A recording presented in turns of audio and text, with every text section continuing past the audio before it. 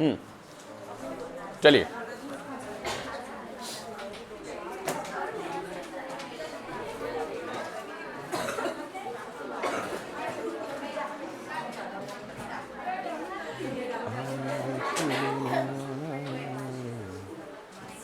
देखिए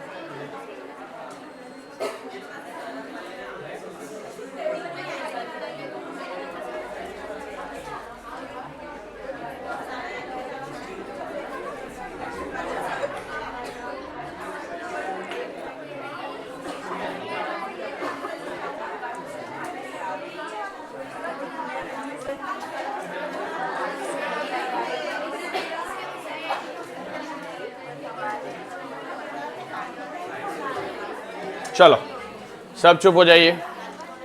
मजमून पढ़ रहे हैं साइंस के करिश्मे, सबको आता होगा, लेकिन आपको मैं जो बता रहा हूं ऐसे लिख के आना है। सबने ऐसे ही पढ़े होंगे, कुछ लोगों को और अच्छा आता होगा। सबसे पहले आपको बीच में हेडिंग डालनी है साइंस के। यहां में तारीफ यहां लिखा है, आपको वहां लिखना है। मालूम है कहां लिखना है? बोलो। हाँ देखिए, आज का दौर साइंस का दौर है। इंसान ने जब से शऊर की आंखें खोली, उसने कायनात के राजों को जानने की कोशिश की।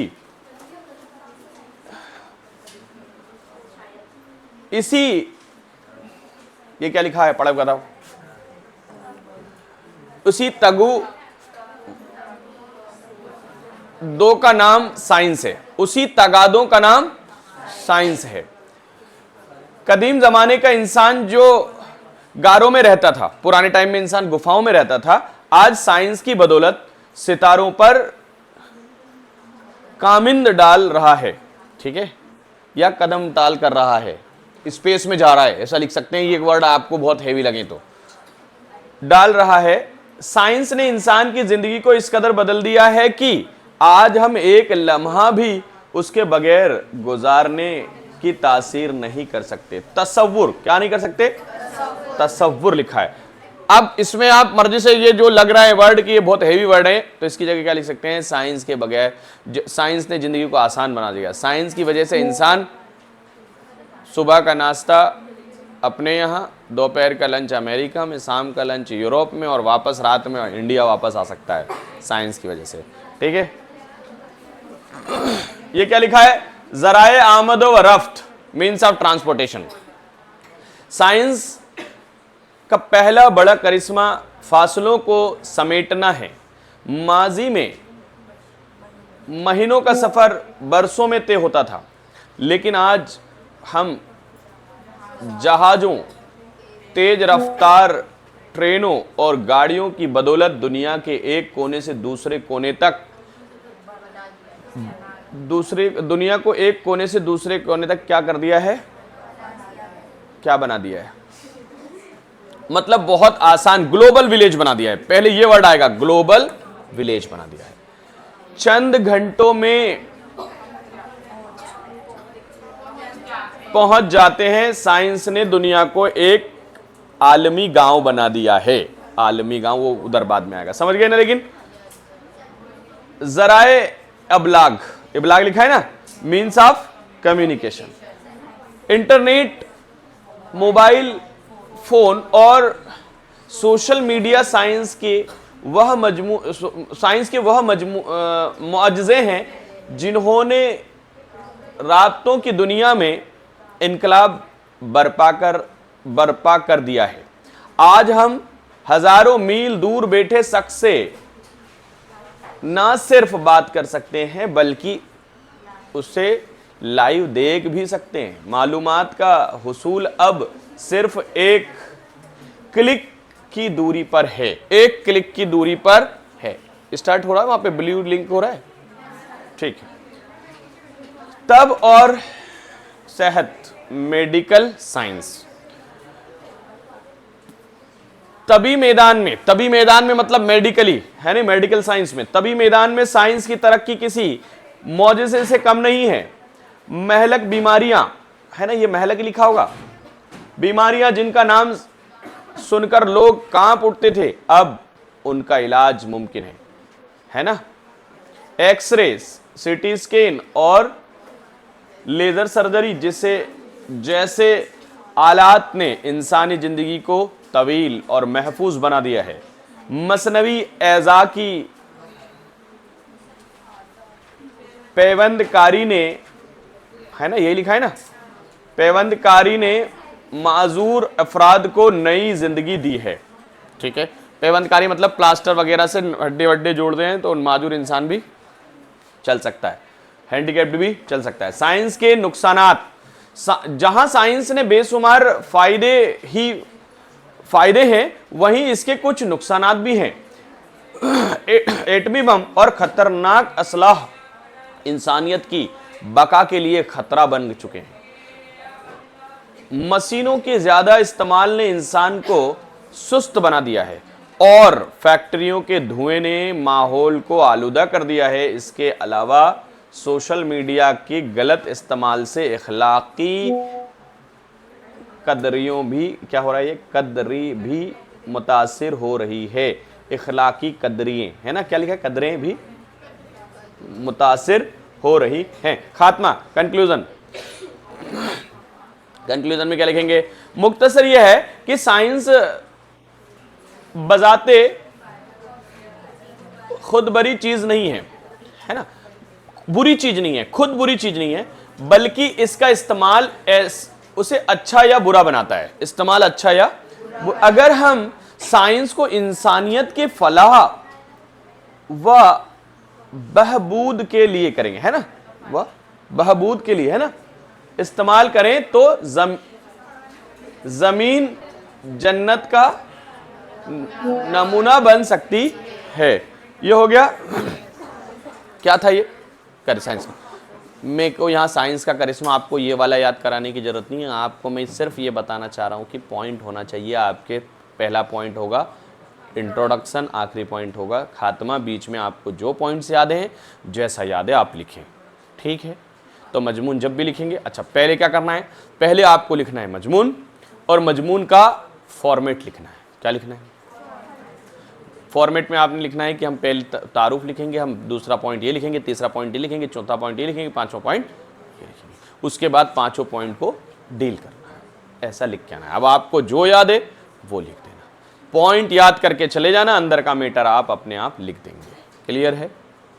साइंस के करिश्मे लिख के आना है, सुन लिया, ठीक है। हैवी वर्ड यूज नहीं करना है, जो चेक करने वाला भी नहीं पढ़ पाए, ना आप अच्छे से लिख पाओ, ठीक है। इजी वर्ड यूज करना है, जहां यहां लगे कि ये वर्ड इजी नहीं है, 2 लाइन और ऐड कर सकते हैं, आप ऐड कर सकते हैं। आपके ऐसे के अंदर, मजमून के अंदर पॉइंट अंडरलाइन होना चाहिए, पॉइंट को अंडरलाइन करें, उसके बाद वो वाली लाइन छोड़ के नेक्स्ट लाइन से उसको लिखना स्टार्ट कर दें।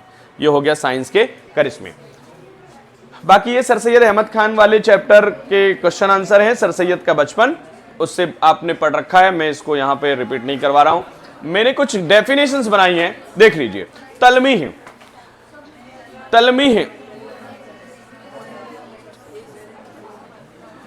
वह लफ्ज जिससे किसी तारीखी या मजहबी वाक़े की तरफ इशारा किया जाए, जैसे आग, नमरूद, इब्न मरियम, है ना, उम्र खिदर, ये कौन से वाक़े हैं? तारीखी वाक़े। तो ऐसे अल्फाज को तलमीह कहते हैं। फिर उसके बाद आते हैं अपन काफे। हम आवाज अल्फाज जो रदीफ से पहले आते हैं असआर के अंदर, असआर में, उन्हें क्या कहते हैं? काफे। तो अब आपको ये सिर्फ इतना नहीं लिखना, काम, साम, नाम और जाऊं, ये भी लिख सकते हैं, पर एक लाइन पूरी लिखेंगे कि उसको मुझसे क्या काम, उसका है बड़ा नाम। नहीं नहीं नहीं नहीं, तो रदीफ के पहले आना चाहिए ना, काफे पहले आते हैं। उसका बड़ा काम है, उसका बड़ा नाम है, तो बड़ा तो ये तो क्या हो गया, जो आखिरी में आ रहा है ये रदीफ है। आखिरी में जो आ रहा है वो कौन है? और रदीफ के पहले, जैसे काम, जैसे काम, नाम, ये कौन हो गए? काफे। रदीफ के पहले जो आ रहा है, तो ऐसा मर्जी से कुछ ऐसा बना लेना रदीफ और काफे का, तो आप ज्यादा बेहतर है, नहीं तो यही लिख देंगे चलेगा। आगे क्या है? रदीफ, वह लफ्ज या अल्फाज जो शेर के आखिरी में बार बार दोहराया जाए और एक जैसा हो। कैसा हो? जैसे है, क्या क्या क्या, होता है, क्यों क्यों क्यों। ये वाहिद, जिससे एक होना जाहिर हो, जमा में नहीं बता रहा हूं, प्लूरल। मुदक्कर, जिससे मेल होना जाहिर हो, मुन्नस फीमेल होना जाहिर हो, किसी भी शख्स और जगह को इस्म फिर जमीर। फिर देखिए, मुतजाद, जिससे उल्टा पता चले, दिन का रात, तारीफ और किस्में। फैल क्या है भैया? जिससे किसी काम का होना या करना पाया जाए उसे फैल कहते हैं। फैल की किस्में कितने हैं? बहुत सारी है, लेकिन अपन 3 पढ़ेंगे। फैल माजी, पास्ट, वह काम जो गुजरे हुए जमाने में हुआ हो, मसलन वह आया। फैल हाल, वह काम जो मौजूदा जमाने में हो रहा हो, मसलन वह आता है। फैल मुस्तकबिल, वह काम जो आने वाले जमाने में होगा, मसलन वह आएगा। फैल की दिगर अहम किस्में भी हैं, आपको पढ़ने की जरूरत नहीं है, अगर चाहो तो पढ़ सकते हो। फैल लाजिम, फैल मुतअदी, ये पढ़ना तो पढ़ना, आई होप, मुझे जरूरत मेरे को नहीं लग रहा है कि ये तजनी से, ये क्या लिखा है? जनी, ये इसमें ता कट गया यार, है ना? ताम की तारीफ। तजनी से ताम से मुराद, सुनिए एक अच्छी चीज है। तजनी से ताम का मतलब है ऐसे अल्फाज जो लिखे सेम जाते हैं, बोले भी, लेकिन हर बार उनका मतलब अलग होता है, इसको बोलते हैं तजनी से ताम। तजनी से ताम से मुराद कलमे में ऐसे 2 अल्फाज से क्या इस्तेमाल है जो लिखने और बोलने, अमल और तलफ्फुज में बिल्कुल एक जैसे हों, लेकिन उनके मानी मुख्तलिफ हों। यानी लफ्ज की शकल और आवाज एक हो, लेकिन बोलने में अलग अलग हो, उन्हें तजनी से ताम कहते हैं। देखो, तजनी से ताम कहते हैं। ये तजनी से ऐसा लिखना, मैंने तो लिख दिया था। इसकी सबसे मशहूर मिसाल है, जान दी हुई उसी की थी, हक तो यह है कि हक अदा ना हुआ। अब सुनिए, हक तो यह है कि हक अदा ना हुआ, या 2 बार वजाहत। इस शेर में लफ्ज हक 2 बार इस्तेमाल हुआ है। पहला हक का मतलब है सच्चाई, और दूसरा सच तो यह है। दूसरा है हक का मतलब ड्यूटी। दूसरा क्या है? ये बड़ा मतलब मशहूर शेर है भैया, ये उर्दू का। जान दी हुई उसी की थी, हक तो यह है कि हक अदा ना हुआ, जान दी। अच्छा शेर है, मुझे अच्छा लगा पढ़ के। पर एक जामा मजमून जो आप नहीं, माहौल की आलूदगी। माहौल की आलूदगी सबको मालूम है, इन्वायरमेंटल पॉल्यूशन है ना। इन्वायरमेंटल पॉल्यूशन में माहौल से पहले इंट्रोडक्शन ये पढ़ लेते हैं। माहौल से मुराद वह तमाम कुदरती अशिया और गर्दोपेश के हालात हैं जिनमें इंसान, हैवानात और क्या लिखा है, नबातात सांस लेते हैं और परोस पाते हैं, है ना। मतलब जीते हैं, सरवाइव करते हैं। एटमॉस्फेयर, जहां हम सांस लेते हैं, जहां हम रहते हैं, जो हमें चारों तरफ से घेरा हुआ, इन्वायरमेंट, सॉरी एटमॉस्फेयर नहीं बल्कि इन्वायरमेंट। जब इंसानी सरगर्मियों की वजह से हवा, पानी और मिट्टी में जहरीले मादे शामिल हो जाते हैं जो जिंदगी के लिए नुकसानदह हो, तो उसे माहौलियाती आलूदगी कहा जाता है, यानी कि पॉल्यूशन कहा जाता है। क्या कहा जाता है? पॉल्यूशन कहा जाता है। आज के मशीनी दौर में ये पूरी दुनिया के लिए एक बहुत बड़ा चैलेंज बन चुका है। देखो, चैलेंज बन चुका है। चैलेंज कैसा लिखा हुआ है? चैलेंज बन चुका है। नेक्स्ट, आलूदगी की वजहात, कारण क्या है? आलूदगी की कई वजहात हैं, जिनमें दर्ज झेल सरे फहरिस्त हैं। पहले है सनअती फजल, इंकलाब होना चाहिए था, इसने फजला लिखा है। सनअती मतलब इंडस्ट्रियल पॉल्यूशन, ठीक है। तो इंडस्ट्रियल रिवॉल्यूशन, कारखानों से निकलने वाला जहरीला धुआं और केमिकल मिला पानी दरियाओं में शामिल होकर माहौल को खराब करता है। गाड़ियों का धुआं, ये लिखा है सड़कों पर चलने वाली गाड़ियों से निकलने वाली गैस जैसे कार्बन मोनोऑक्साइड, सल्फर डाइऑक्साइड हवा को जहरीली बना रही है। इसमें सल्फर डाइऑक्साइड नहीं लिखना है, सल्फर डाइऑक्साइड, ठीक है। नेक्स्ट, ये क्या लिखा है, दरख्तों की कटाई, बढ़ती हुई आबादी की जरूरियात पूरी करने के लिए जंगलात काटे जा रहे हैं जिससे ऑक्सीजन की कमी हो रही है, पॉल्यूशन बढ़ रहा है।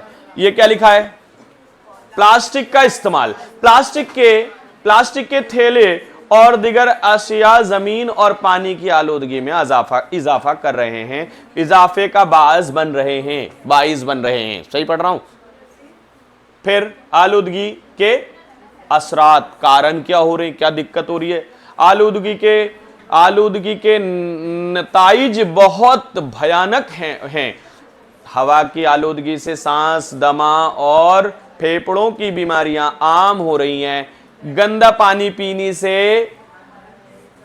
हैजा और टाइफाइड जैसी बीमारियां जन्म लेती हैं। अब यहां आप पैराग्राफ चेंज करेंगे अगर ये लिख रहे हो तो, और लिखेंगे अभी हाल ही के दिनों में इंदौर में गंदा पानी पीने से कई लोग मारे जा चुके हैं।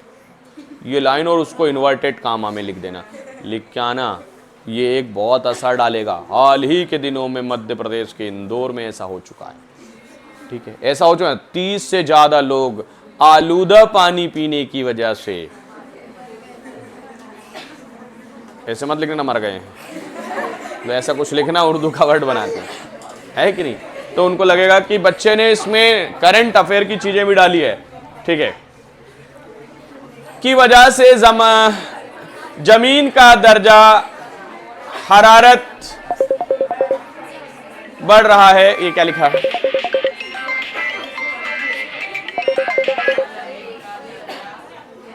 जिससे क्या लिखा है, ग्लेशियर, अच्छा ग्लोबल वार्मिंग बढ़ रही है, ग्लेशियर पिघल रहे हैं, ग्लोबल वार्मिंग, ग्लेशियर पिघल रहे हैं और मौसम तेजी से बदल रहा है। बचाव की तजवीज, तो क्या किया जाए भैया, तो उसमें सबसे पहले किया जाए सजरकारी, प्लांटेशन, सजरकारी, ट्री प्लांटेशन, पेड़ पौधे लगाए जाएं। दूसरा, साफ तवानाई का इस्तेमाल, सोलर एनर्जी का इस्तेमाल किया जाए।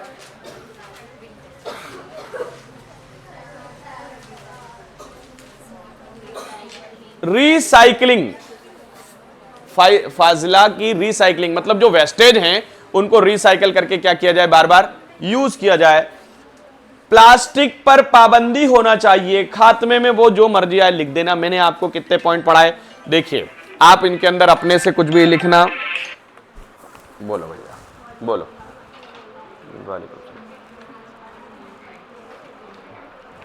हाँ तुम आ जाओ, मैं अभी उर्दू के बाद संस्कृत की बात करूंगा, ठीक है।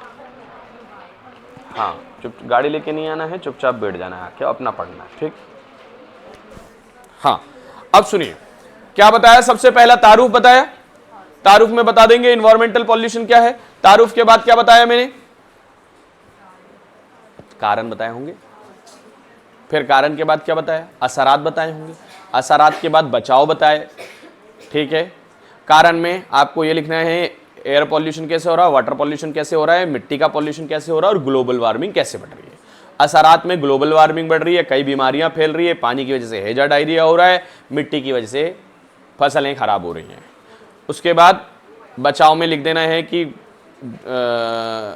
सजरकारी, रिसाइकलिंग, मोटर गाड़ियों पे पाबंदी, इंडस्ट्रियों का शहर के आसपास लगने पे पाबंदी, और ऐसे दो चार चीज़ें, पानी का कम, पानी में जो आलूदा पानी को नदी के पानी में मिलने से रोकना, ये सारी बातें लिख देना बचाव में। खात्मे में अपने हिसाब से बनाई दोगे, कोई डाउट है इसमें। दो ऐसे अपने को याद करने ही करने, क्या ऐसे याद करने, कर लोगे सब लोग, ठीक है। आई होप मैंने आप लोगों को सर सैयद अहमद खान के सवाने पढ़ा दिए, पढ़ा दी ना। नहीं पढ़ाइए तो इसमें है अपने पास, अपन दे देंगे तो अच्छी बात है, पढ़ाई या नहीं पढ़ाई अच्छी बात है, कोई बात नहीं। तो देखिए मैंने आप लोगों को गजल, रुबाई, नज्म, ड्रामा, सवाने की डेफिनेशन पढ़ा दी, तारीफ पढ़ा दी, कुछ ग्रामर मैंने यहां पे थी वो पढ़ा दी। अब मैं यहां पे एक ग्रामर मुझे याद आ रही है कि मुतरादिफ अल्फाज क्या है।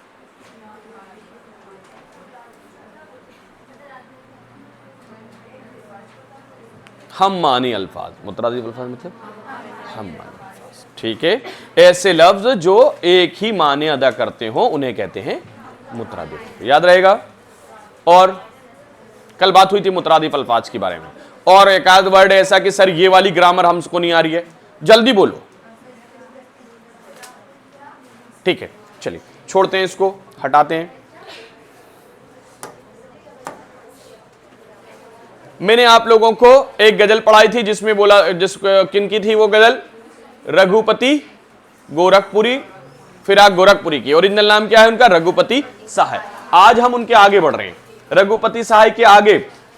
कल मैंने रुबाई वाला चैप्टर खत्म करा दिया, जितनी रुबाई थी सब पढ़ा दी, नज्म पढ़ा दी थी। अब मुझे आगे चलना है, जिसमें कौन सी नज्म आएगी, ये शेख मोहम्मद इब्राहिम जोक वाला पढ़ लिया क्या अपन ने? इब्राहिम जोक के बारे में अपन ने पढ़ा कि ये बहादुर शाह जफर के उस्ताद थे, पढ़ा ना। फिर इसमें फिराक गोरखपुरी तो कहां है, अपन ने पढ़ लिया क्या?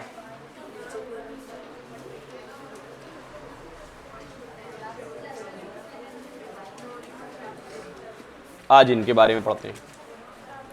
साद अजीम आबादी, पहले एक बार चेक कर लें कि इनके बारे में जो इन्होंने जो लिखा है वो कहीं ओमिट तो नहीं है। इनने जो गजल लिखा ढूंढोगे अगर मुल्को है, ये ओमिट नहीं है ना, है, पढ़ रहे हैं इनको। चलिए, तो जो भी गजलें हैं उनके मुसन्निफ यानी कि उनके शायर के बारे में थोड़ा बहुत पता होना चाहिए, आता है। सबसे पहले अली मोहम्मद साद अजीम आबादी पटना में पैदा हुए। कहां पैदा हुए? साद अजीम आबादी पटना, बिहार में। घर पर अरबी फारसी की तालीम हासिल करने के बाद कुछ अरसे तक अंग्रेजी भी पढ़ी। उलूम इस्लामी की तहसील के साथ साथ, सही बोल रहा हूं, तहसील लिखा है, उन्होंने ईसाइयों, पारसियों और हिंदुओं की मजहबी किताबों का मताला भी किया। नसरी और नज्म दोनों में साद ने कई तसानीफ अपनी यादगार छोड़ी हैं। साद की गजलों का दीवान उनकी वफात के बाद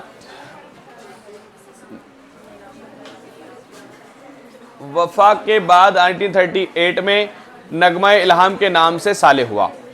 नगमाए इल्हाम, ठीक है। बाद में उनकी खुद नविस्त और मुतादद मजमू में मंजराम पर हुए। साद ने मसनवी, गजलें, कसीदे वगैरह वगैरह लिखे। कुछ खास बात है नहीं, बस इनके ये कहां पैदा हुए? पटना में पैदा हुए, ठीक है। और इनका जो साले है, इनके मरने के बाद हुआ है, इनका जो मजमून है क्या नाम से? नगमाए इल्हाम। चलो आते हैं चैप्टर पे। तसरी करने को आएगी, तो तसरी में सयाक और सबाक लिखेंगे कि ये असार हमारी दरसी किताब नवाए उर्दू के गजल से लिए गए हैं। इसके जो शायर हैं वो साद अजीम आबादी हैं। समझ गए? ये पहचानना पड़ेगा कहां से है। अब जब तसरीक पे आते हैं, फिर हेडिंग डालोगे, तसरी ढूंढोगे अगर मुल्को मिलने के नहीं, नायाब है हम, ताबीर है जिसकी हैरत व गम, ए हम नफ्स व ख्वाब है हम, ठीक है। तो यहां पे नायाब और ये क्या है? काफ है, और उधर दरी। शायर कह रहा है कि हम इतने आसानी से मिलने वालों में नहीं है कि हर किसी को हासिल हो जाएंगे, हमारा मिलना मुश्किल है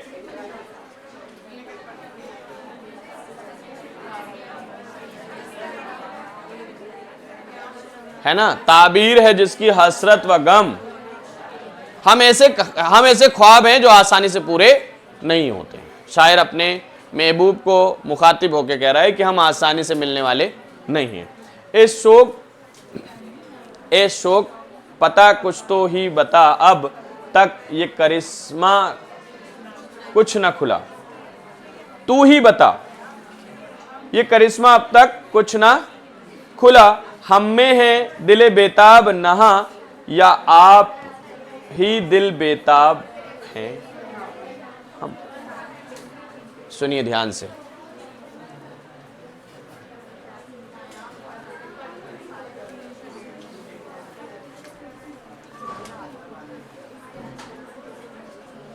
सुनिए।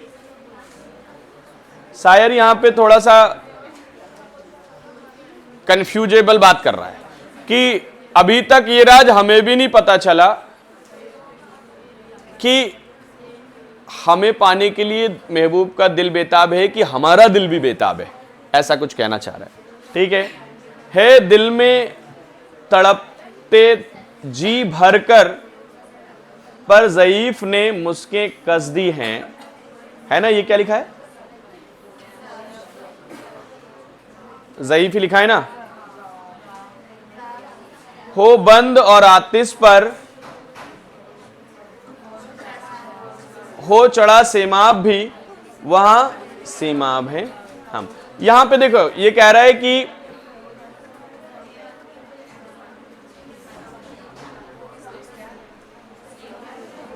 सुनिए, शायर कह रहा है कि महबूब से कह रहा है कि भैया हम यानी कि मिलना तो चाह रहे हैं, लेकिन हम बहुत कमजोर हो चुके हैं। क्या हो चुके हैं? ज़ईफ हो चुके हैं, इसलिए मुस्के कस दिए, मतलब मजबूरी हो गई कि अब हम आगे नहीं बढ़ सकते। और शायर कह रहा है कि महबूब से मिलना इतना मुश्किल है कि उसको दरिया को पार करके जाना है। सीमा है, मतलब पानी बहुत गहरा है, उसको पार नहीं कर पा रहा है। हेलो, हाँ बोलो। वालेकुम सलाम, बोलिए। हाँ बोलिए। हाँ बोलिए। हाँ ऑनलाइन नंबर है। हाँ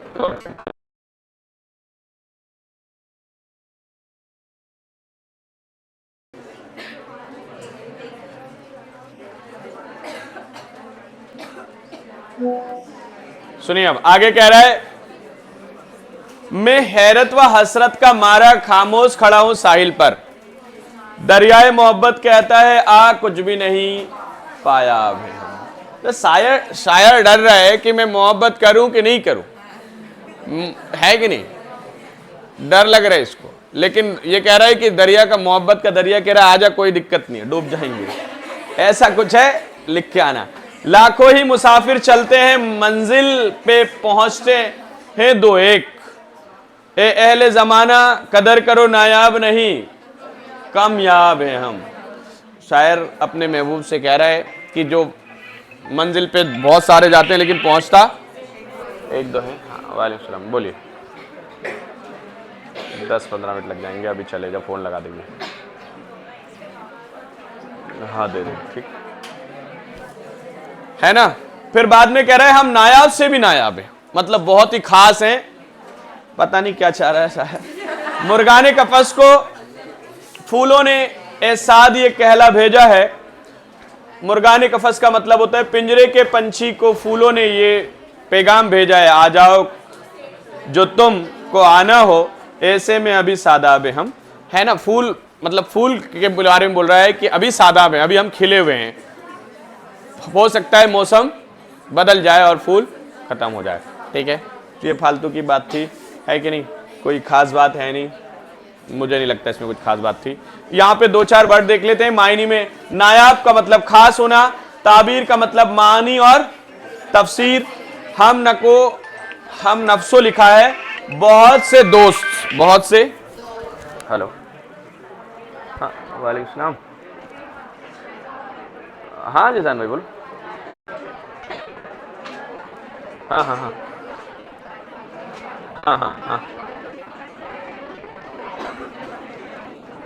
कोई दिक्कत नहीं, लड़के के बीच में भेज। अभी मोस्टली मॉर्निंग में रहेगी क्लास, है ना? या तो 10 बजे रहेगी या इवनिंग में रहेगी, मैं कंफर्म अभी नहीं है। उर्दू है कि संस्कृत है उनका? उर्दू है तो ये मेरा वीडियो में डाल रहा हूँ, अभी बन गया है, ये ऐसे दिखा दो, उसके बाद में कल का टाइम बता दूँ, ठीक है? हाँ हाँ, या तो 10 बजे या 5:30 बजे, ठीक है? हाँ हाँ हाँ हाँ, ठीक है ठीक है ठीक है, ओके। हाँ हाँ, ये चैनल मेरे चैनल में है। ठीक, हाँ, अल्लाह।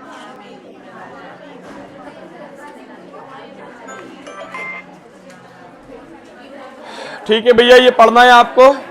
फिर नायाब है हमसे शायर की क्या मुराद है, मतलब शायर कह रहा है कि कोई आम इंसान नहीं, बहुत खास इंसान है।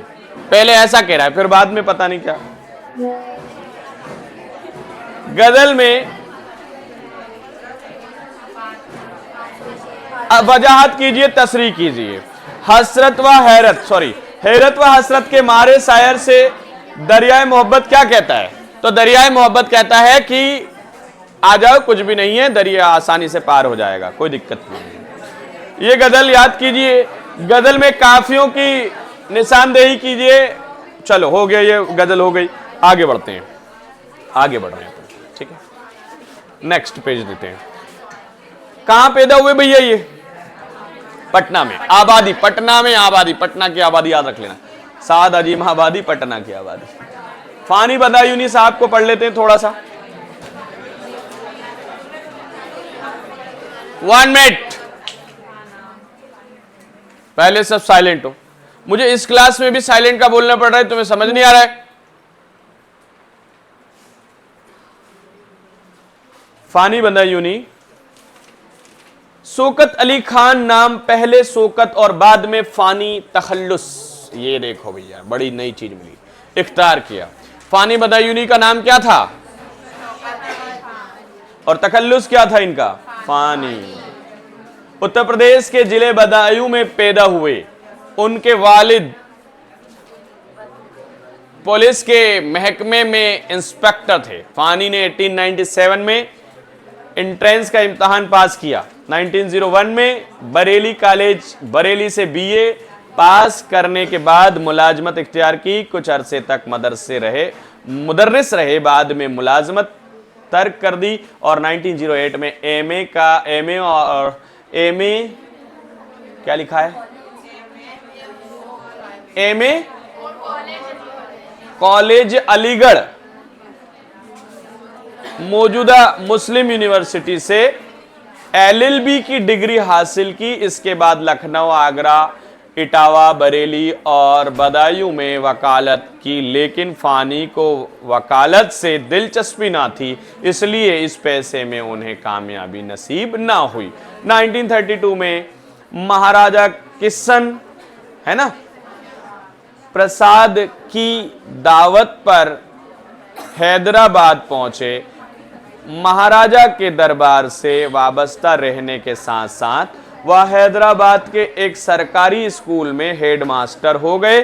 फानी के आखिरी अयाम तंगदस्ती और परेशानी में गुजरे। इनका इंतकाल हैदराबाद में हुआ। फानी का ये मक्ता उनकी जिंदगी पर सादिक आताब है। फानी, हम तो जीते जी वहां मैयत हैं, बेगोर व कफन, गुर्बत जिसको रास ना आई और वतन भी छूट गया। वतन क्यों छूट गया? क्योंकि बदायूं कब में पैदा हुए थे और कहां आके रह गए? हैदराबाद। और आखिरी जो टाइम है वो बहुत गरीबी में गुजरा, तो उन्होंने शेर लिखा कि फानी, हम तो जीते जी जो मैयत हैं वो मैयत हैं कि गुर्बत भी रास नहीं आ रही है और शेर भी छूट गया। फानी ने पहली गजल 1980 में यानी 11 साल की उम्र में लिखी। ये बात बड़ी अच्छी है, 11 साल की उम्र में पहली गजल लिख देना। 11 साल की उम्र में पहली गजल लिखी। इनके वालिद शायरी के खिलाफ थे, इसलिए फानी छिप कर शायरी कहते थे। ज्यादातर कलाम तल्फ हो गया, जो कुछ बचा वहां बाकियाते फानी किसका होगा? फानी का ही होगा, के नाम से शाये हुआ। बाद में दिगर और मजमुए अरफनियाते फानी और वजदानियाते फानी, ऐसा कुछ लिखा हुआ है, के नाम से मंजर आम पर आया। फानी का अभी 22 फानी को यासियात का इमाम कहा गया है, बहुत बार आया है यासियात का इमाम। एक बार इसमें कंफ्यूजन था ना, यासियात का इमाम किसको कहते हैं? फानी को। फानी बना यूं नहीं है। और मौलवी उर्दू, बाबाए उर्दू किसको कहते हैं? मौलवी अब्दुल हक को कहते हैं। ठीक है, चलो इसके इन्होंने क्या गजल लिखी जरा पढ़ लेते हैं। दुनिया मेरी बला जाने महंगी है या सस्ती, मौत मिले तो मुफ्त ना लूं, हस्ती की क्या हस्ती है। शायर कह रहा है कि मुझे दुनिया से कोई मुझे नहीं पता महंगी है या सस्ती, अगर मौत भी मिलेगी तो उसको बिना कीमत चुकाए नहीं लूंगा मैं, उसके बदले क्या दूंगा? अपनी जिंदगी दूंगा। समझ गए? आबादी भी देखी है, वीराने भी देखे हैं, जो उजड़े और फिर न बसे दिल वह निराली बस्ती है। शायर कह रहा है कि देखो, शायर ना बहुत दुखी इंसान है यहाँ पे, उसको बहुत तकलीफ है, उसका दिल उजड़ चुका है, मतलब उसके अंदर जो खुशियां थी वो सब बर्बाद हो चुकी है। तो ये कह रहा है पहले कभी आबादी भी देखी है, बहुत खुश नसीब इंसान था, लेकिन अब कैसी बस्ती हो गई, दिल वीरान। जान सी से बिक जाती है एक नजर के बदले, अगर मर्जी गाहक की उन दामों की तो। यहां शायर कह रहा है कि अगर महबूब एक नजर भी देख ले तो मैं जान देने के लिए भी तैयार। देख, एक नजर भी देख ले, ठीक है। जग सुना है तेरे बगैर आंखों का क्या हाल हुआ, जब भी दुनिया बसती थी अब भी दुनिया बसती है। ये कह रहा है पहले भी दुनिया थी हमारी, अब भी दुनिया है, लेकिन वो बात नहीं है जब महबूब शायर के साथ था।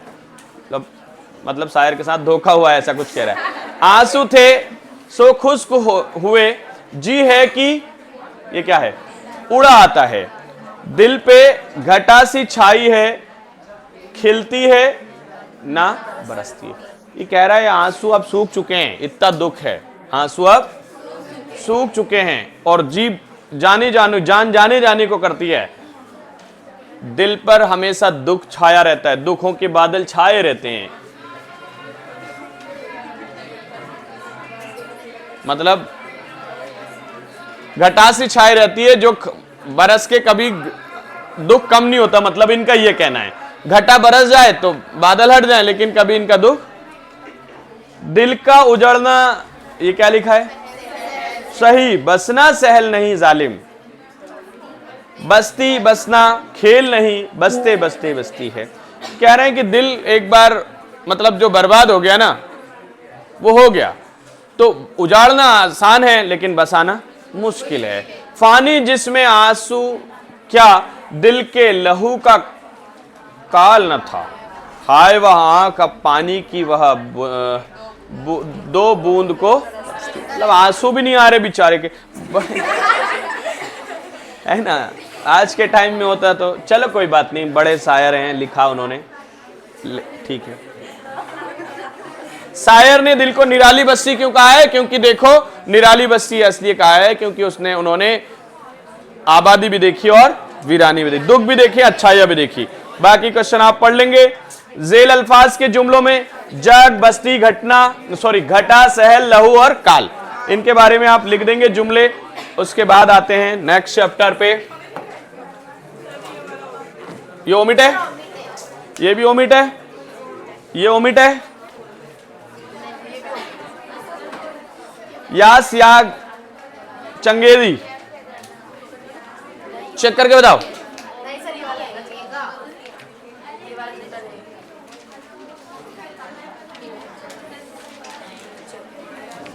गजल कौन सी है इनकी?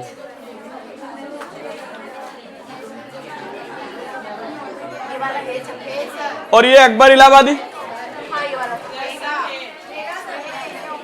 और ये है, पढ़ लेते हैं। एक जो छूट गया पढ़ाएंगे, है ना।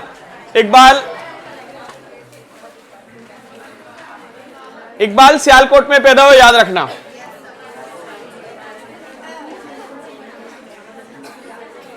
इन्होंने फारसी किन से सीखी?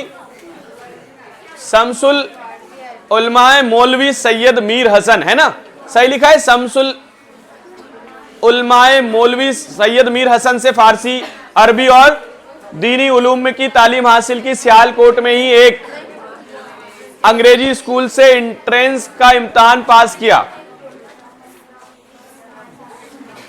इसकाज मिशन स्कूल से, ये क्या लिखा है?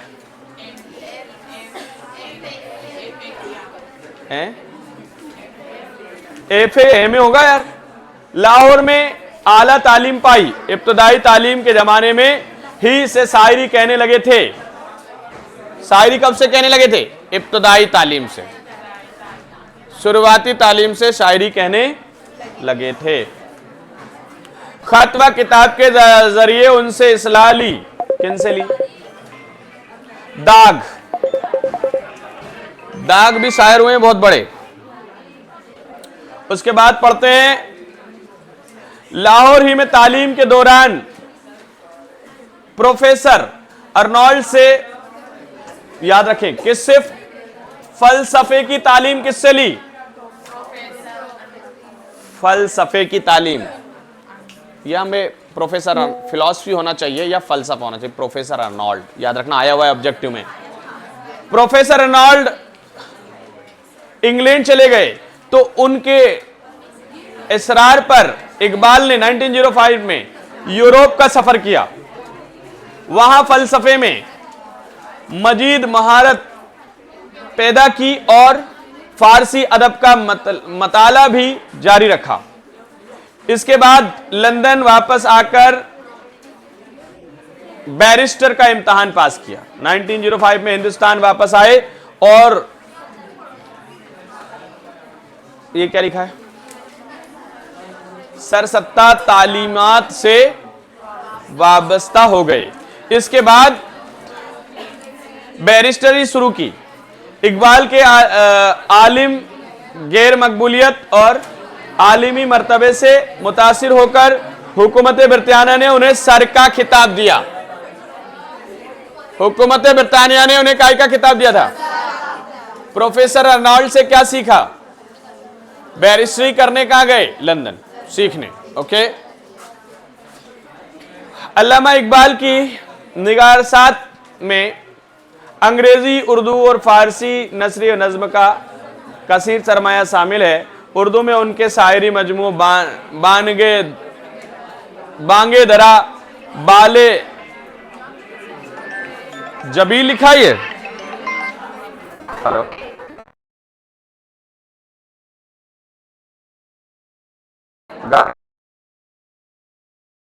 ज़रबे कलीम है, ठीक है।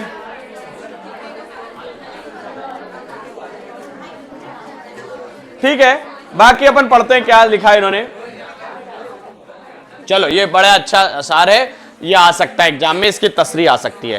तो आप क्या लिखेंगे? सयाक और सबाक में, ये हमारी दरसी किताब नवाए उर्दू के गजल से लिया गया है। इसके शायर कौन है? अल्लामा इकबाल। अल्लामा इकबाल कहां पैदा हुए? सियालकोट। कौन थे इनके फिलॉसफी के प्रोफेसर, फलसफे के? Professor Arnold. और एक और इन्होंने फारसी किससे सीखी? बड़ा सा नाम है, शम्सुल उलमाए मौलवी सैयद मीर हसन, है ना। और भी कुछ है इसमें खास बातें। बांगे दरा किसने लिखा है? तो इन्होंने लिखा है। इनको सर का खिताब मिला था हुकूमत ब्रितानिया ने, याद रहेगा। खुदा ने हुस्न एक रोज ये सवाल किया, जहां में क्यों ना मुझे तूने लाजवाल किया। खुदा से हुस्न कह रहे, हुस्न कि हमको हमेशा रहने वाला क्यों नहीं बनाया? तो मिला जवाब के तस्वीर खाना है दुनिया। खुदा कहता है ये दुनिया तस्वीर खाना है, सबे दराज अदम का फसाना है। मतलब बहुत छोटी सी दुनिया है, एक दिन खत्म हो जानी है। हुई है रंगते तगीर से जो नमूद उसकी, वही हंसी है हकीकत जवाल है जिसका।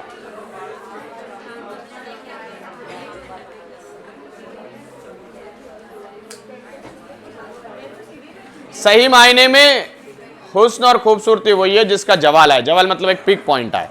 उसके बाद खात्मा। कहीं करीब था ये गुफ्तगू कमर ने सुन ली। कमर मतलब बताइए। चांद ने सुन ली, कमर मतलब चांद होगा, आई होप, बोलो।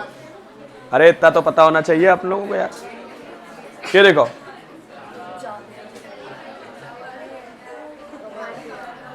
कमर ही है, कमर मतलब चांद ने सुन ली भैया।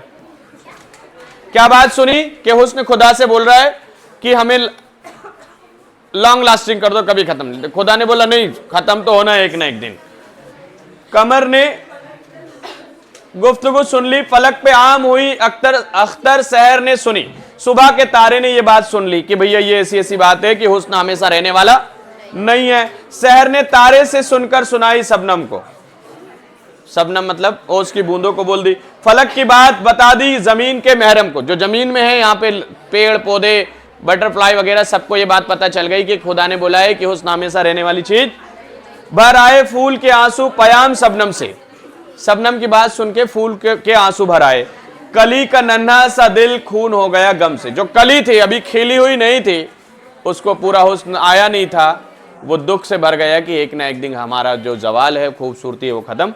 चमन से रोता हुआ मौसम बहार गया, सबाब शेर को आया था सो गवार गया। ठीक है, मौसम बहार बाग में आया था, चमन में आया था, वो एक गुजर गया और रोता हुआ गया कि ये खूबसूरती हमेशा रहने वाली क्यों नहीं है। ऐसा कुछ है इसका। तसरी लिख देना। कितने बज गए हैं बताओ मुझे जल्दी से, तसरी में कितने चैप्टर बज गए हैं। खुदा से क्या सवाल किया भैया, क्यों ना तुमने हमें लाजवाल।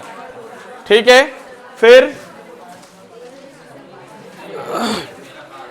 खुदा और हुस्न के दरमियान गुफ्तगू की चीज की खबर जमीन के बासिंदों को किस तरह हुई। तो गुफ्तगू पहले कमर ने सुनी, कमर ने सुनाई अख्तर सहर को, सुबह के तारे को, और अख्तर सहर ने तारों को, और तारों ने शबनम को, और शबनम ने जमीन के बासिंदों को। लिख के आ जाओगे। उसके बाद कमर के मानी चांद है, देखो कमर के माने चांद। और भी अल्फाज हैं चांद के, मसलन हिलाल, बदर, माँ और ये सब महताब। इसी तरह सूरज के लिए जो अल्फाज हैं उनके लिखिए। ठीक है, हम मानी अल्फाज। आगे बढ़ते हैं, आगे कुछ भी नहीं है। ठीक है, तो ये मैंने आप लोगों को, अब ये वो गजलें हैं जो बार बार तसरीह करने को आई हैं। ठीक है, जो बच गया है, कल मैं आप लोगों को एक वर्क दे रहा हूं, कल मैं आप लोगों को पेपर सॉल्व कराऊंगा 22 से लेकर 25 तक। सुन लिया सबने? पहले स्टॉप कर दो जरा।